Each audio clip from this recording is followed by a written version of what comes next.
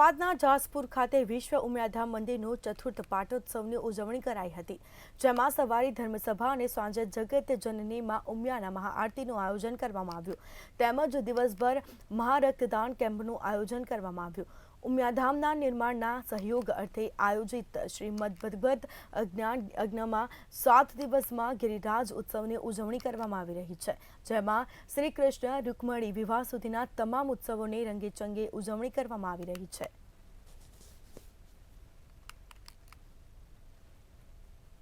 સવારથી આપણી આ માતાજીના મંદિર પરિસરની ધજા અને એનું ધજારોહણનો કાર્યક્રમ રહ્યો।